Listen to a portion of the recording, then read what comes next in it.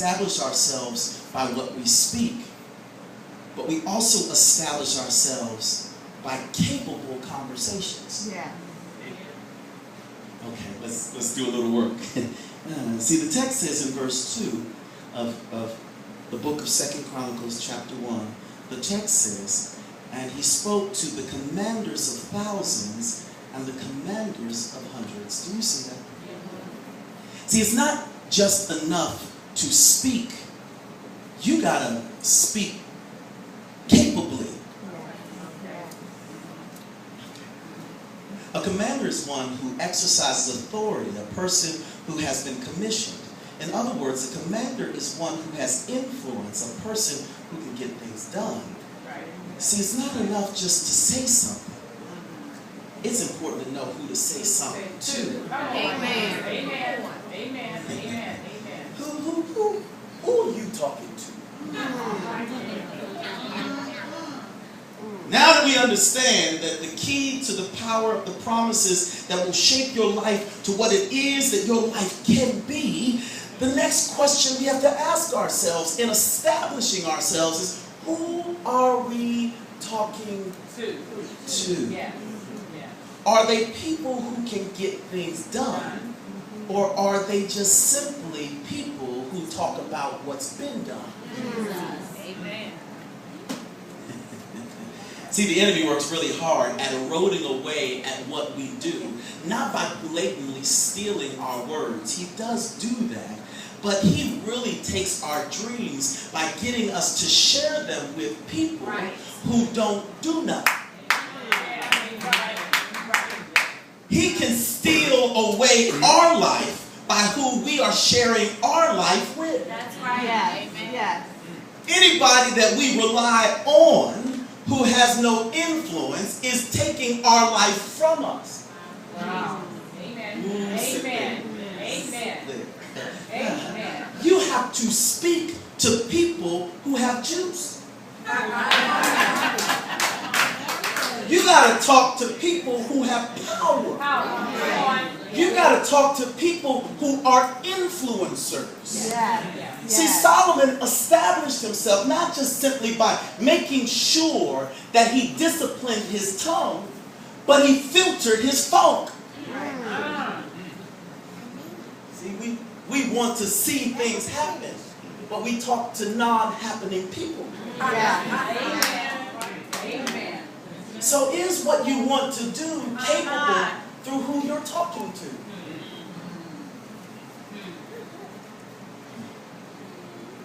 He didn't just simply talk to commanders, but the text goes on to say that he established himself by speaking to judges. Isn't that what the text says? Yes. See, he didn't just talk to those who had influence, those who were capable and having capable conversations. He had counseling conversations.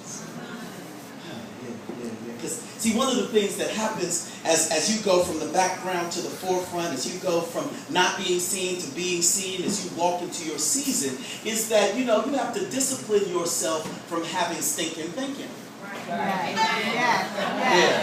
Yeah. Some of us have been in the funk for so long that every now and again, it's helpful to speak to those who can counsel you.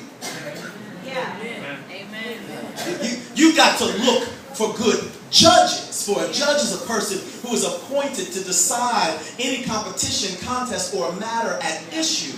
One who is qualified to pass critical judgments. It ain't always Pookie in there. You got to discipline what you're saying, but you also got to be careful who you're saying it to, because sometimes the advice that we get ain't worth.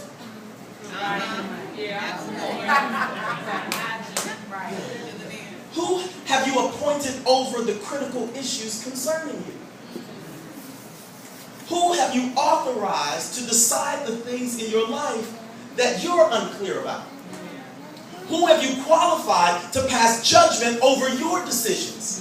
See, here's the challenge. The challenge, Judy, with most of us is that we know that our life should be more than what it currently is producing, but we keep talking to people who don't believe life could be better than it is. Yeah. who we give life to and authorization of our dreams to people who can't judge nothing. Come on. Amen. Whose idea of a good judgment is American Idol.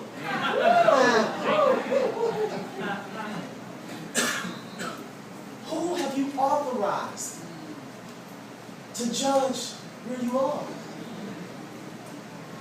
Can I take a slight detour and drill that down just a little bit further?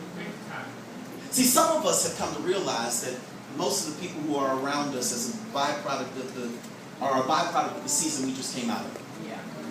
And when we realize that it's time for us to turn a corner, we accept the fact that, we're going to have to leave some people behind. Right. Amen. That some of the people who have become staples in our life are staples to a season that is no longer a part of our life. Right. So what happens is that we make the hard decision to cut ties with certain people, if but for a season, as we get ourselves together. Yeah. That is okay, but you have to recognize that anything you don't replace comes back with a vengeance. You can't just simply have a void that was a staple and think that you're not going to seep out of that staple.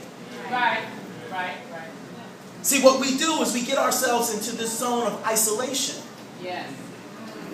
Where, okay, I recognize that nobody in my life was worthy of the new season that's in my life. So as long as I got King Jesus, I don't need nobody else. Well, that might work for a minute. Right. But you can't establish your kingdom by yourself. That's an oxymoron. Right. How do you lead something ain't nobody following? And what happens when you are alone but for so long is you get cantankerous. You get crazy. Because you're only talking to yourself. And whenever you are your only counsel, that's the definition of insanity. Sitting in some corner thinking you saved, but you solo. Talking about I'm saved and I'm satisfied. Shut up. You can't be king if you ain't got no kingdom.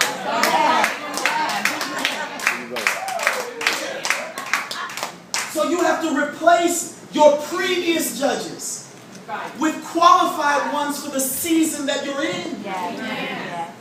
Can I give you the third level of this? And then I'm going to move on to my next and final point. See, avoiding the people from your past and isolating yourself in your current means that you're going to get lonely. Yes. And when you get tired of looking at yourself with your saved self, you start to develop tendencies that create multiple personalities. Sit there, I'm coming. And what happens is you're saved on Sunday. But come Monday morning, when you ain't around nobody saved, just for the sake of having someone around, you have this alternate reality that has become a very key part of your personality. And you attach yourself to things that are so contrary to what you've been working on in isolation because you need some kind of relation. I try to keep that as clean as I can keep it. Who have you set as judges over your life who are qualified to give you critical advice during critical periods because they are critical thinkers? The purpose of what we pursue, if we're going to establish the life that we're after, often faces forks in the road, and it is there where we defer to others about how to proceed. So what you want,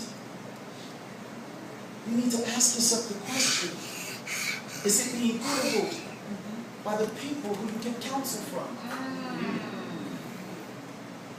is what you want and what you're doing next.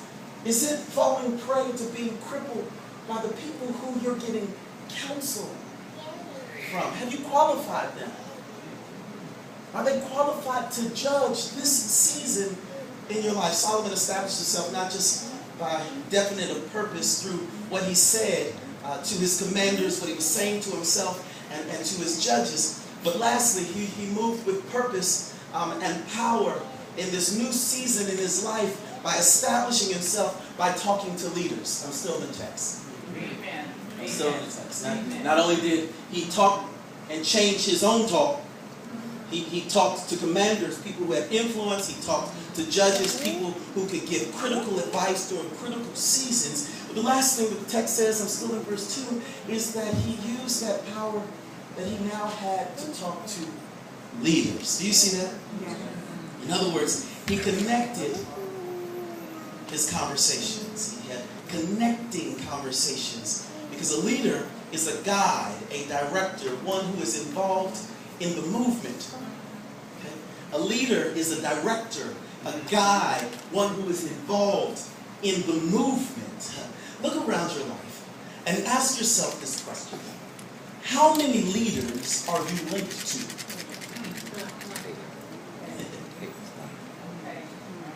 See, now that you're saved and your life can be anything that you want it to be according to the power that works in you, you have to know that that is going to be really reliant based off of how you speak to leaders. To those who are directing something, those who are guiding something, those who are in the movement of something. A leader is one who is involved with the movement of a mission. Those who are guiding the work as it gets done. Yeah, okay, let's see if I can push this out a little bit. If those who call themselves leaders are not moving, then they're not leading. Amen. Amen. Yeah. See, many of us link ourselves to leaders who aren't moving. Amen. They ain't moved nothing in a long time. Every time you have a conversation with them, it's about a previous season gone by. That's right. Yeah. That's Yeah. right. Back when I was young, back when I had money, back in the day, you know, that ain't no leader. They're reminiscing like an old man on a porch. Who are you linking yourself to? If they call themselves a leader but they're not moving, trust me, they're not a leader. And leaning on a leader that is not in motion means that your mission has lost its momentum. Yeah. Yeah.